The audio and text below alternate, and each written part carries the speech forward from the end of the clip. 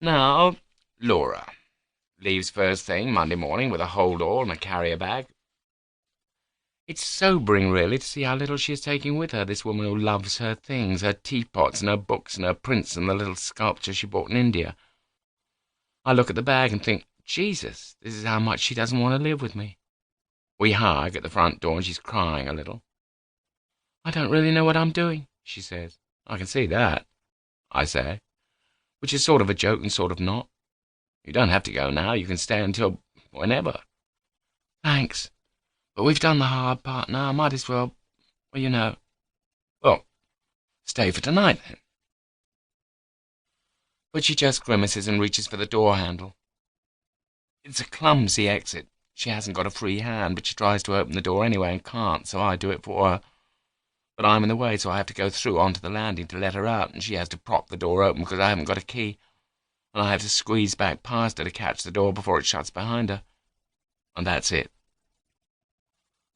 I regret to say that this great feeling, part liberation and part nervous excitement, enters me somewhere around my toes and sweeps through me in a great wave. I have felt this before, and I know it doesn't mean that much. Confusingly, for example, it doesn't mean that I'm going to feel ecstatically happy for the next few weeks. But I do know that I should work with it, enjoy it while it lasts. This is how I commemorate my return to the kingdom of the single. I sit down in my chair, the one that will stay here with me, and pick bits of the stuffing out of the arm. I light a cigarette, even though it's still early and I don't really feel like one, simply because I'm now free to smoke in the flat whenever I want, without rows. I wonder whether I've already met the next person I'll sleep with, or whether it'll be someone currently unknown to me. I wonder what she looks like, and whether we'll do it here or at her place, and what that place will be like. I decided to have a Chess Records logo painted on the sitting-room wall. There was a shop in Camden that had them all, Chess, Stax, Motown, Trojan, stenciled onto the brickwork beside the entrance, and it looked brilliant. Maybe I could get hold of the guy who did that and ask him to do smaller versions here. I feel okay. I feel good. I go to work.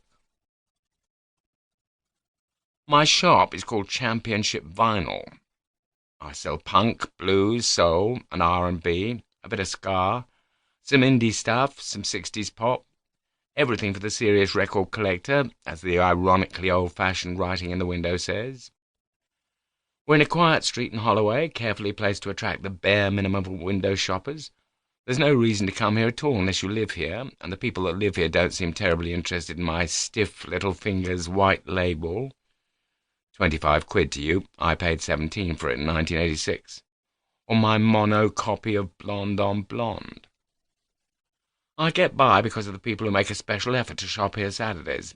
Young men, always young men, with John Lennon specs and leather jackets and armfuls of square carrier bags. And because of the mail order, I advertise on the back of the glossy rock magazines and get letters from young men, always young men, in Manchester and Glasgow and Ottawa, young men who seem to spend a disproportionate amount of their time looking for deleted Smiths singles and original, not re-released, underlined Frank Zappa albums. They're as close to being mad as makes no difference. I'm late to work, and when I get there, Dick's already leaning against the door reading a book. He's 31 years old, with long, greasy black hair. He's wearing a Sonic Youth t-shirt, a black leather jacket that is trying manfully to suggest that it's seen better days, even though he only bought it a year ago, and a Walkman with a pair of ludicrously large headphones which obscure not only his ears but half his face. The book is a paperback biography of Lou Reed, the carrier bag by his feet, which really has seen better days, advertises a violently fashionable American independent record label.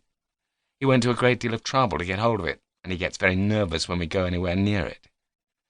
He uses it to carry tapes around. He's heard most of the music in the shop and would rather bring new stuff to work.